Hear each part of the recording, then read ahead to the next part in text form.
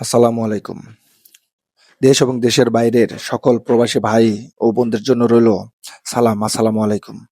আপনারা সবাই কেমন আছেন? আলহামদুলিল্লাহ, আশা করি ভালো আছেন। আমি আপনাদেরকে যে ঘটনাটা বলবো সেটা একটা প্রবাসী ভাইয়ের বুক ফাটা কান্না, দুঃখের একটি ঘটনা। বাবা-মায়ের অনেকগুলো ছেলেমেয়ের মধ্যে সে ছেলে ছিল সংসারে বড় ছেলে। বাবা-মায়ের অনেকগুলো ছেলেমেয়ে হওয়ার কারণে তাকে ছোটবেলা থেকে অনেক পরিশ্রম করতে হয় এবং সংসারের জন্য অনেক কিছু করতে হয়। একটা সময় বিয়ে-শাদী করে এবং ছেলে-মেয়ে হয়, তার আলাদা পরিবার হয়। বাদবাকি ভাই-বোনদেরও বিয়ে-শাদী হয়। বাবারও বয়স হয়ে যায়।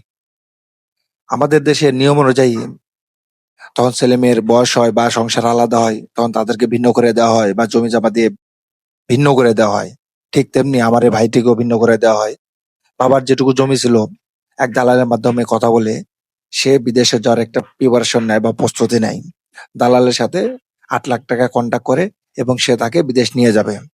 কথা অনুযায়ী অল্প সময়ের মধ্যে ভিসা, পাসপোর্ট সবকিছুই হয়। সে বিদেশেও যায়। কিন্তু বাস্তবতায় ফিরে আসে তখন, যখন সে বিদেশের মাটিতে পা রাখে। যে দালালের মাধ্যমে গেছে, সে দালাল আসলে ভুয়া। সে কোম্পানির কেউ না, মাধ্যমও না, কিছুই না। সে তৃতীয় পক্ষ হিসাবে টাকাগুলো নিয়েছে এবং তাকে ওই দেশ পর্যন্ত নিয়ে যাওয়ার ব্যবস্থা করে দিয়েছে।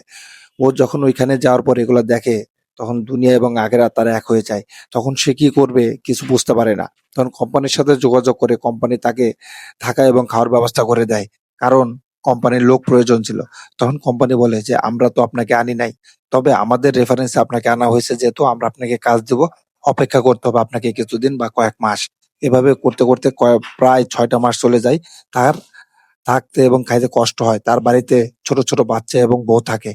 তারা খুব কষ্টের দিন পার করে। অবশেষে একটা সময় তার কাজ আসে। কিন্তু ততদিনে তার পরিবারের অবস্থা এমন খারাপ হয়ে যায়, তার বউ-বাচ্চা না খেয়ে থাকার অবস্থা। তখন তার বাদবাকি যে জমিটুকু ছিল, সে সে জমিটুকু তার বন্ধক দিতে হয় তার পরিবারের জন্য। সেটুকু বন্ধক দিয়ে তার পরিবার কোন রকমের দিন না আনে দিন খায়। তার যখন কাজের ব্যবস্থা হয়, তখন সে তার পরিবারকে বলে যে, "আমার একটা কাজের ব্যবস্থা হয়েছে।" তখন তার হাসিমুখে আনন্দ করতে থাকে। কিন্তু আনন্দ বেশিক্ষণ থাকে না।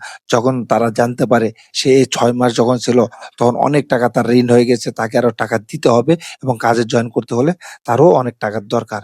তখন পরিবার তার বাদবাকি যে জমি, সে জমিটুকু বিক্রি করে দেয় এবং তাকে সে টাকার ব্যবস্থা করে দেয়। এখন কয়েকদিন পরে দেশে এবং বিদেশে সকলের জন্য একটি মহিমান্বিত দিন আসতেছে, সেটা হলো ঈদ।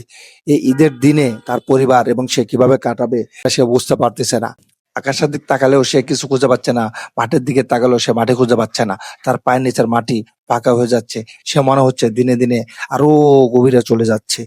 তো এই একটা পরিস্থিতিতে পড়ে সে ভাইটি অনাদায়ে যে কথাগুলো আমার কাছে লিখে পাঠিয়েছে, সে কথাগুলো আমি আপনাদেরকে উপস্থাপন করে জানালাম।